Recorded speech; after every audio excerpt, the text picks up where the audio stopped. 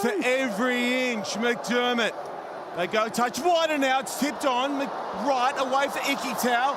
Ikitau for Jorgensen. Max Jorgensen. No, he didn't. Oh my goodness me. Oh, it's unbelievable.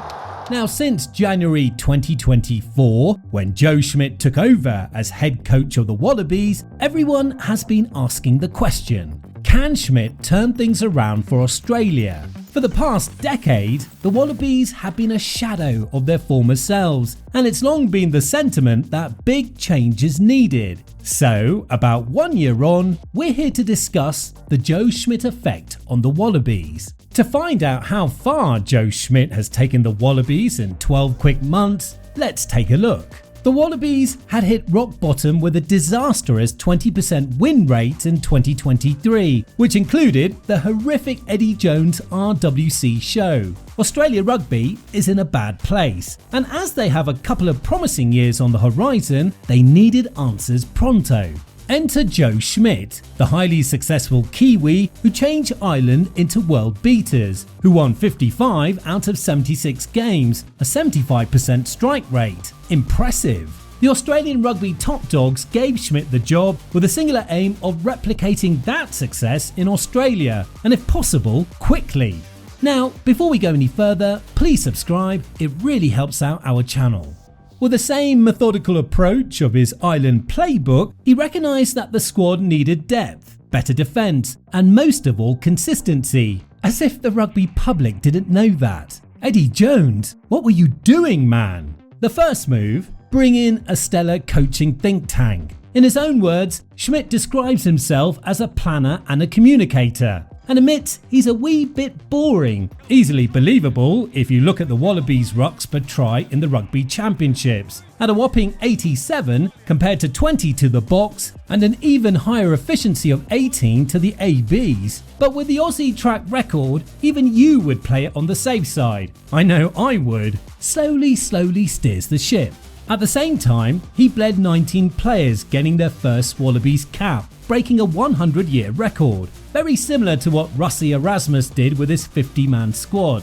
Funny thing though, Razor has been sharply criticised for doing the opposite. Jeremy Williams is a great example of the Schmidt playbook. The Western Force skipper seamlessly played his first cap against Wales at home to lead the all-important tackle count for the Aussies. Tom Wright, an Eddie Jones discard, proved Schmidt correct in giving him a place on the squad with a runaway game winner against the Welsh. This was Joe Schmidt's first game in charge, and he came away with a gritty 25-16 win, which wasn't spectacular, but they did enough to get the job done. A promising start to the season, but other questions still remain unanswered. Let's find out. From Schmidt's Ireland days, he always built on breakdown control as the game foundation, using players like big Fijian back-to-back John Eales medal winner Bobby Valentini as pivot in the pack, while compatriot Samu Kerevi played on the inside shoulder, with Len Ikitau and Wright showcasing the attack threat. La Rochelle's Will Skelton lurking dangerously about in his size 18 boots. Australian rugby has taken us on an incredible trip this year, and the stats tell quite the story of revival. Schmidt's step-by-step approach to team building shows in the team's transformation on the pitch. Despite the 1 out of 6 win rate in the Southern Hemisphere tournament, it was more of preparation for the Northern Hemisphere tour, in which they proved to be highly successful, only a couple of plays away from the elusive Grand Slam. This is where you give Joe Schmidt applause. Now, the Northern Hemisphere in brief. Twickenham. I'm sorry, I'm never ever calling it Allianz, and neither should you. Now, the Wallabies didn't immediately impress, and they did look like the 5-1 the bookies had tagged them as. In fact, it looked like England had the game under control by the first quarter with a swift 15-3 lead over Australia. But a few minutes later, things would take a turn as aerial specialist Joseph Suaalii, Australia's ex-NRL star, would run through the English defence and with a quick pass assist to Tom Wright, scored the Wallabies' first try of the game. He would also be pivotal in defence and driving forward, allowing the chance for Jorgensen to score, courtesy of an excellent Ikitau offload. did think that Wallaies had if you were to talk about a definite edge that he brought to the team, I thought was the high ball from the kickoff. That was something that his ability to leap so high and just disrupt the kickoff, and he actually won the kickoff a couple of times for the Wallabies, was really, really exceptional there. With this free ball, Ikitau, Gordon, Kellaway, and now then Swali'i. Oh, the offload from Swali'i and the try. The game was highlight worthy in many ways, with 5 tries from 5 different players. The pundits got it wrong, as they told everyone the Ireland versus All Blacks game would be the showstopper, and England versus Australia a mere sideshow. How wrong they were. Slade and Ford, it nearly cottoned on. However, Lawrence lost it, and this is Kellaway, and Australia on the burst, and Kellaway runs away and maybe wins it for the Wallabies. The last 5 minutes were incredibly explosive, with the lead changing hands twice, and the final decision made at the 83rd minute with a spectacular Jorgensen highlight, which no doubt you've all seen on replay. Wallaies played a great game, repaying Schmidt's trust in him. There's that Joe Schmidt impact again. With more carries, more passes and more clean breaks, this Australia squad almost looked like the Wallabies of old. This was Australia's first win over England at Twickenham since they defeated them in pool play at the 2015 RWC. Just thought you might like to know. Percentage football and test match rugby, they're better off just going on maul, box kick, keep us down now half and just close the game out. So I thought that was a pretty pivotal moment there when they tried to play. Kellaway gets a loose ball, we get back in front, and then we've got belief.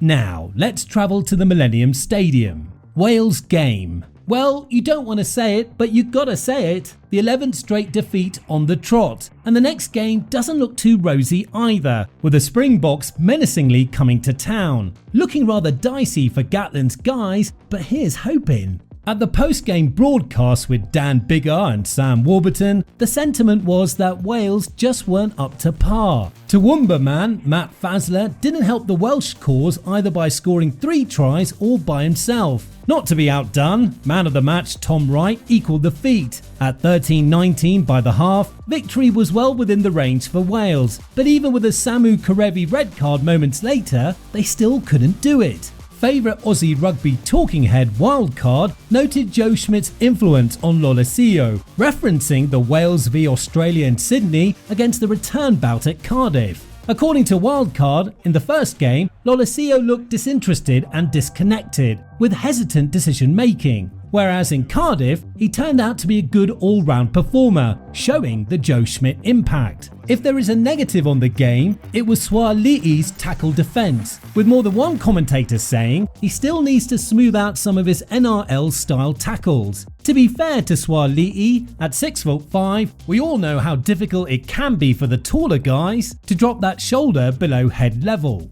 Otherwise, this was an all-out attack effort by Australia, highlighted by Frost's try at the 16th minute, with a big lock forward, running over 50 metres down the left flank to dot down by the left-hand upright. Moving on to Murrayfield, I love to say that Australia went to Scotland and dominated there as well, but nay, it wasn't to be. For a wee bit there, it looked possible, but Scotland's backline were just too quick for Australia and found holes in their defences. Even Swali'i came out second best against Tui Polotu, and on his substitution, Australia lost their shape and couldn't maintain their composure. Scotland's offloading and one-on-one tackles were better than the Aussies, and it seemed as if they had that extra spring in their stride. There were lots of missed chances on both sides, while Scotland were the more dominant. They're gearing up for the Six Nations and took the opportunity to let everyone know they pose a real threat. For more on this, why don't you click on our Scotland videos? From a shortened line-out midway, Australia managed a debut try from Harry Potter in the 75th, and to their credit kept pressing till the end looking for that consolation try, with a held-up call in the 81st minute. Shortened line-out, McDermott chasing, but look at Horn, but still the chase, still the work, and Potter!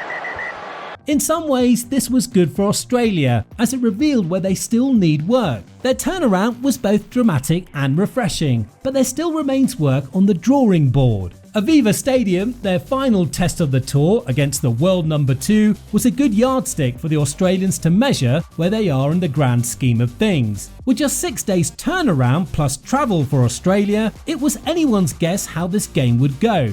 Well, Australia had great energy and good defence, with some reports saying Schmidt's Australia has better attacking threat than Ireland did under Schmidt. They put together some phases and a couple of great backline plays. There was more great aerial play from Wallaies, who contested and won a high ball, which eventually drifted from right to left for a Jorgensen try, the only try for Australia. Australia penalty. Lolaseo, so this is free ball. Ikitau back to Lolaseo. Right again. Now, Jorgensen! Outstanding defence from Kellaway and Fraser McWright would see an Irish attempt at the try line held up in the 71st minute. Amazingly, the Wallabies led the first half 13-5. However, with small errors and not enough ball, they faltered. In the end, their offence was not enough to get the job done. Schmidt said post-match that they had played too conservatively in the second half. After the couple of penalty kicks, which put Australia in front, they mentally tried to close up shop and hold off the Irish, waiting for the full-time whistle. Mostly, you never win that way. Final score, a close 22-19 for Ireland. It'll be no consolation obviously to you, but your team put up a hell of a show today.